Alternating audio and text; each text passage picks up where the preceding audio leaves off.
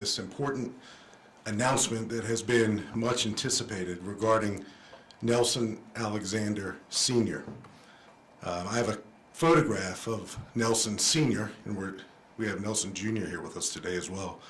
But I have a photograph of Nelson Sr. on my desk to remind me and remind the Fairfax County Police Department how unfair life can be and how we must constantly strive to deliver justice to violent crime victims and their surviving loved ones. I'm joined by several people today, and I hope I get this right. Major Ed O'Carroll is the Bureau Chief of Major Crimes, Special Agent in Charge Charlie Patterson from ATF, and Kendra Johnson, who's going to say a few words. Kendra is a niece of Nelson Sr., and Kendra is accompanied by Victim Service Specialist Carly Benson. We're also joined by many members of Nelson Sr.'s very large family, and you guys get bigger every time I meet you. Wife Jean joins us today, sister Joyce, son Nelson Jr., and many nieces, and I'm told there's more nieces, and I'm told there's more nephews, and what a great family. So I want to again offer the condolences of the Fairfax County Police Department to Mr. Alexander's family, and again it's a large one, and his many friends in the community. Mr. Alexander was shot on October 20th in a botched robbery. He died 3 days later. Surveillance video shows Mr. Alexander at an ATM when a gunman approached and shot him in cold blood. Fairfax County Police and the ATF quickly announced a $10,000 reward on October 29th. In fact, Special Agent in Charge Charlie Patterson was one of the very first partners to reach out to us to offer assistance. FCPD worked with the Washington Metropolitan Area Transit Authority, WMATA, Police Department to locate and release, as you'll recall, video footage of our killers boarding a bus in the early morning hours before the murder. So many thanks to Chief Mike Gonzalo and the WMATA Police Department for all their assistance. Timothy Kayshawn Bradshaw Robinson, 19 years old, of Falls Church, was behind the wheel of a Nissan involved in the murder that we eventually recovered. He was the getaway driver, and he was 18 at the time of this horrific crime. Warrants for felony murder and robbery resulting in the death of another person were obtained just the other day on April 7th for Robinson. He was taken into custody the following day by our fugitive detectives. A 16-year-old gunman was with Robinson that night. He is now 17 years old, and he killed Mr. Alexander with a single gunshot to the chest. And as you all know, Mr. Alexander, I'm sure Mr. Alexander was killed, and Mr. Alexander never once resisted, not even a hint of resistance. Warrants for felony murder, robbery resulting in the death of another person, and use of a firearm in the event of a felony have been obtained for this now 17-year-old shooter who is currently being held on unrelated charges in Baltimore County, Maryland. We anticipate he will be certified and charged as an adult in Mr. Alexander's murder in the coming days. He is currently charged as a juvenile in the murder. This will likely change. Out of an abundance of caution, I am not releasing the 17-year-old's name until he has been certified and charged as an adult for this senseless murder. Tips from the community combined with meticulous, and I mean meticulous, detective work are the cornerstones of this investigation.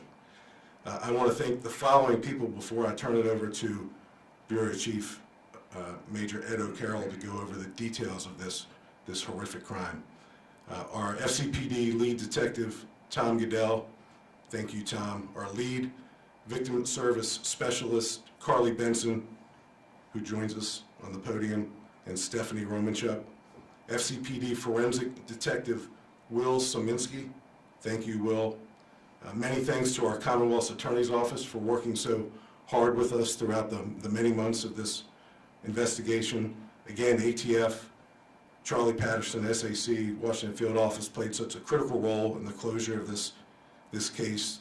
The Washington Metropolitan Area Transit Authority PD, WMATA, the Office of the Chief Medical Examiner, the Virginia Department of Forensic Sciences, MPD, Washington, D.C. Police Department was critical. Howard County Police Department, Prince George's County Police Department, Arlington County Police Department, Loudoun County Sheriff's Office, Alexandria PD, Fairfax City PD, and Baltimore County PD. Now, it's normal to thank partners who assist. I've never mentioned so many, and I've been doing this for a while. So this was really a regional effort that's extended beyond the National Capital Region and far into the DMV. And we wouldn't be standing here today without the assistance of our many, many partners. So now I want to turn it over to the Bureau Chief of the Major Crimes Bureau, Major Ed O'Carroll. Thank you, Chief Davis. Nelson Alexander Sr. was simply going to a local ATM on the morning of October 20th. He stopped in his vehicle just to get some cash. Nelson, who was 73 years old, was approached by a masked gunman in those early morning hours. Shot once during a robbery, and Nelson clung to life for 3 days. Upon his death, this turned from a robbery and shooting to a homicide investigation. So we now know a 17-year-old male, who's now 17, is directly responsible for the senseless killing, is being held on criminal charges unrelated to this investigation, as the chief mentioned, in Baltimore County, Maryland. Warrants for felony murder, robbery resulting in the death of another, and the use of a firearm in the commission of a felony were obtained by our lead detective, Detective Goodell, just Friday. The gunman, who is the juvenile, was driven to the ATM by Timothy Bradshaw Robinson, who's now 19, of Falls Church. And due to his direct involvement in this murder, Robinson was charged with felony murder and robbery resulting in the death of another person. The chief outlined it well. Our detectives worked tirelessly on this case, tracking our suspects from that bus. And if you remember, the chief and I were at the podium sharing those photos, all the digital evidence that we had found in the case showing who are now defendants on that Metro bus. They were headed into Alexandria City. There, they stole that 2009 Nissan Murano. And I do want to also thank the ATF for the reward money, as well as our community members for the information that they shared. I want to recognize our homicide detectives who again worked on all those leads and tips that came in. Our detectives from crime scene, from digital forensics, who worked so carefully looking for the smallest piece of evidence in this case, into the lab technicians. You're working behind the scenes on a bench at a laboratory. They do amazing work. To our victim advocates from our major crimes team, the entire unit stepped forward on this case as they do on other cases, and I'm proud to work for them. This case is a wonderful example of regional cooperation. We see it on other cases. This case is no different, with all those agencies that step forward throughout the DMV to bring these offenders to justice. And a very special thanks to the Metro PD. They were instrumental in those photographs with that triggered so many calls to our call center. So we do believe our offenders spent that evening breaking into vehicles with a third man. So if you remember the photos that we shared, it showed 3 individuals. That Nissan that was stolen from Alexandria City prior to the fatal shooting was found by a police officer, a Fairfax County police officer, on October 24th, not too far from the murder scene. You might recall we held a press media conference on October 29th to announce that the ATF had stepped in with that $10,000 reward. So the tips from the community soon followed. Thank you. And to the media outlets that were there and are here today, thank you. You shared the story, and it worked. We received numerous tips, which included direct information that led us to these offenders and lead us to this press conference. Finally, I want to offer my sincere condolences to Mr. Alexander's family. You know, I got a chance to meet many of you, probably all of you, on October 30th when you held that wonderful candlelight vigil. On behalf of the chief and the department, thank you for extending the invitation to us to be there with you on that evening. We made a strong commitment then. Both myself and my team were assured with the strong evidence in the case that we were going to get our guy. Well, I have two things I'd like to say to you this afternoon. A promise made is a promise kept. And we didn't just get one guy. We got both of them. And as we know, they enjoy a presumption of innocence, as all our defendants do. But their new address is the county jail and a juvenile detention facility. They are off the streets of Falls Church. So with that, I'd like to introduce Special Agent in Charge from the ATF, Charlie Patterson.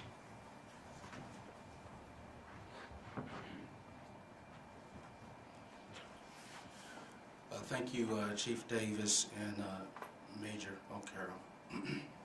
My name is Charlie Patterson. I'm the Special Agent in charge of the ATF Washington Field Division.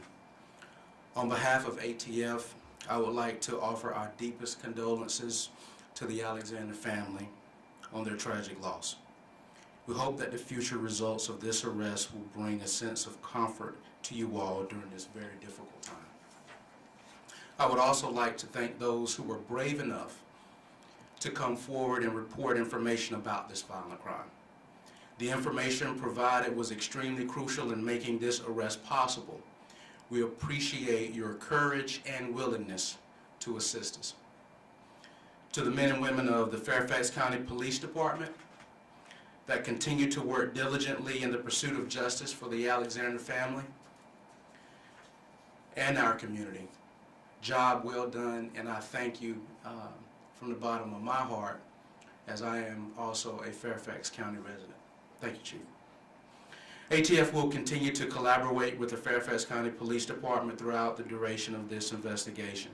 We will also continue to lend our resources whenever necessary as we combat gun violence, together to maintain public safety. Thank you.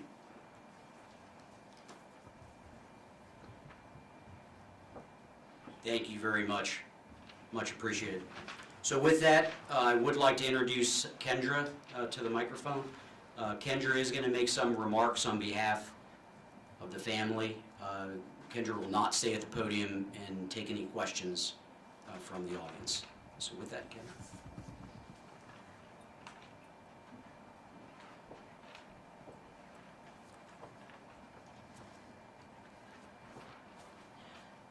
Good afternoon.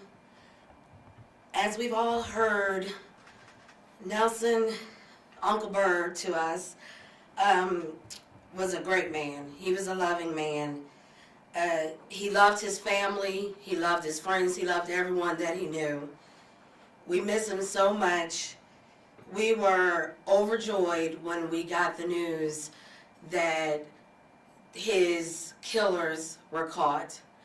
And we are so thankful for everyone involved, especially Fairfax County Police Department. Special thanks to Chief Davis, Major Crimes Bureau. Special thanks with that, Detective Goodell and Detective Chamberlain. Thank you for your non-stop work on this, and thank you for being there for us and keeping us in the loop the whole time. And Victim Services. Thank you so much, Carly and Stephanie. We appreciate everything that you've done for us and everything that you all will continue to do for us. And everyone that has been working in the background, we appreciate you all as well. And the community, we thank you for your support, your prayers, tips. Without those, I don't think that we probably would be here today, at least not yet. We thank our extended family, our church family, our friends. We appreciate you all. Everyone has been asking, every time I think they see one of us or speak to one of us, have you heard anything? Has there been any updates?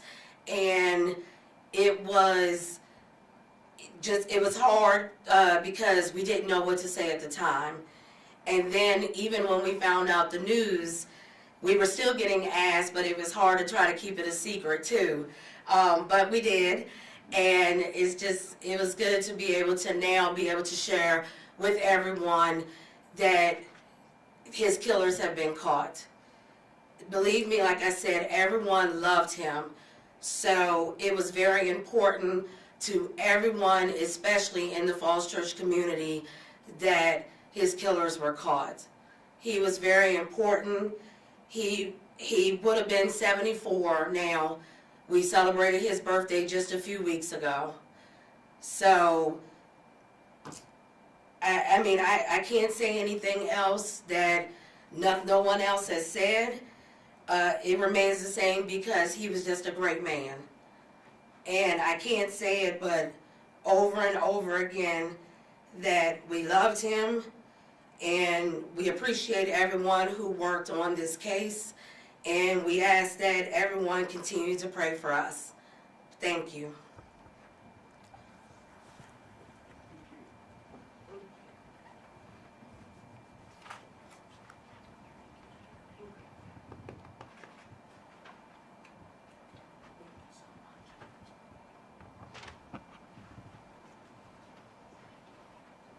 Okay. Thank you, Kendra. Well done. Any questions? Pat Collins. Chief,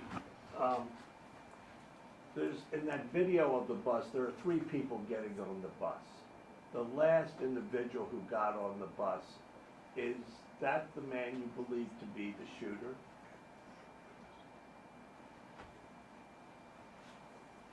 Yeah, so we're not in a position to replay, re-show the photos and directly depict. I can say this, we talked to all 3 in that photo. 2 have been charged with murder. The third person, we know what involvement they had, because I can confidently say that photo is hours before the murder takes place. It's not, that photo is not close to 5:20 in the morning. It's hours earlier. And we've talked to that individual, and he's not responsible in the death. Well, just to be fair from my point, of the 3 individuals, who is the one that you eliminate from this particular crime? So Pat, I understand your question, and it's a process of elimination question, and I understand the reason behind it. So we're in a precarious situation. We're not identifying our 17-year-old shooter because he has not yet been certified as an adult. We anticipate that he will be, and when he is certified as an adult, you'll know his name. So there's 3 people in that video. 2 of the 3 are involved in the murder. I get think that. you're asking which one was not. Well, yeah, because I don't want to show that third person and say that he is the suspect when he's not. They're all sort of masked. The third guy who gets on the Sure. bus is wearing the kind of shoes that the shooter wore, Sure. at least the way I see it. But the first 2 on, I don't know which is which. I think immediately following the press conference, Pat, that's a good point, good question. If you'll just stay put, and either Howard Ludwig or Lieutenant Dan Spital will accommodate that request, because I do think it's important to do what you're asking. And one further question. I know you got tips, and the tips led to the suspects, but what sort of forensic evidence, if any, do you have to link them to the crime? We have not recovered the firearm used to murder Mr. Alexander. We believe it is a revolver, and as you know, Pat, revolvers don't include shell casings, so we have not recovered any ballistics. But the tips that we received were numerous, and they gave us all types of information about people and geographies and travel routes and travel modes, and that led us to engage with the many partners, particularly the WMATA Police Department and their camera system. Thank God for it, and the sophistication of their camera system and the importance that they assign to the necessity for state-of-the-art cameras on their buses and on all their vehicles was instrumental in the closure of this case. So the tips were varied, and they spoke to all those different things, and that's what led us to collaborate with all the other police departments, because these young men traveled, as a lot of criminals do in the National Capital Region, from jurisdiction to jurisdiction to jurisdiction. And as we went and worked backwards, we knew that they left footprints nearly everywhere in the National Capital Region. Did anyone confess? Yeah, I'm not going to go into the level of cooperation of the two defendants. That's, and if you heard Kendra talk about, we as soon as we've made an arrest in this case, the first notification we make is to the family. It's the right thing to do. That was Friday. It's Friday afternoon, Friday late morning to the afternoon. So our detectives had worked Friday, have worked throughout the weekend. They've done a lot of things since today's press conference, but I'm not going to talk about which one or both or none did or did not say anything. And just about the photo, and I know staff's pulling that up now, we shared a lot of photos previously, and I don't want to get it wrong, the third person, the first person, because we're not sure what photo we're talking about. So our public affairs team will get that straight, Pat. That is a good point. But again, I'm not going to go into the level of cooperation about statements. This case is scientific. It's not guesswork, not just hunches. This case is built on science and technology. And I talked about that, about the video, and the chief reinforced it about the clarity of the video that we had, the photos that we shared. We know where they were throughout the night. We know they were breaking into cars. And at 5:20 in the morning, they made a horrible mistake. I have a question. Yes, ma'am. I mean, before we go to you, I just want to clarify, Pat, in the event that I misspoke.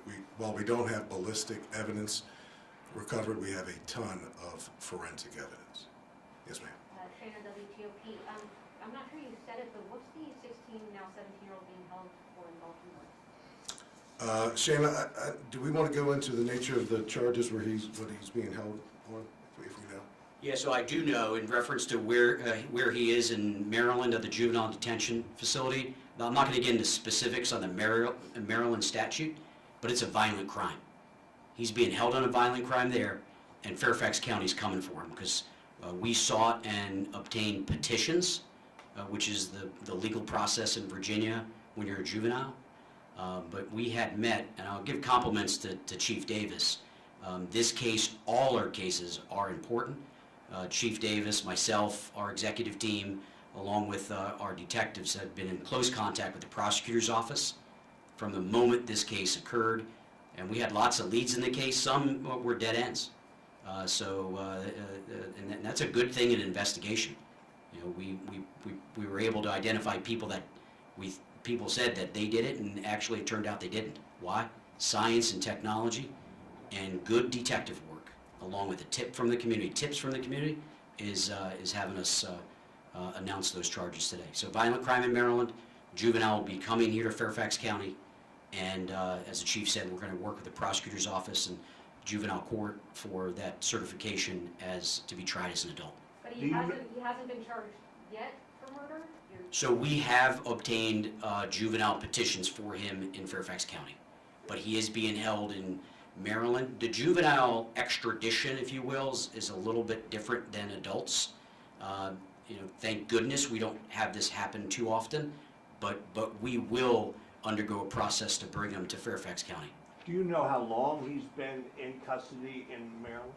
No, Pat and Shane, and I just want to reiterate, it's Baltimore County, not the city. He said Oh, Baltimore. Baltimore. It's Baltimore County, and they're violent crimes, and he's being held there as an adult. So he has, just for clarification, I know a lot of folks have said a lot, but our 17-year-old has been charged with felony murder, robbery resulting in the death of another person, and use of a firearm in the event of a felony. He has been charged with all of those crimes. Can you just go back to the beginning where they came from, that night when they started, where were they traveling from originally? What was the first point that they were coming from? Yeah, so they're up in the Tysons area. They would travel to Alexandria City. That's where that Nissan was stolen. They would come back into Fairfax throughout the night. And this is just factual. It was a night of crime. It was an entire night of crime. They had done it previously, and they did it on October 20th. And you saw the photo at 5:20 in the morning. Poor Nelson Alexander, again, is stopping at that ATM. His car door is open, and it's open for just a minute, and then this horrific crime unfolds. Any other questions? Thank you very much, and again, I'll end on this note, to the Alexander family, our deepest condolences. Thank you.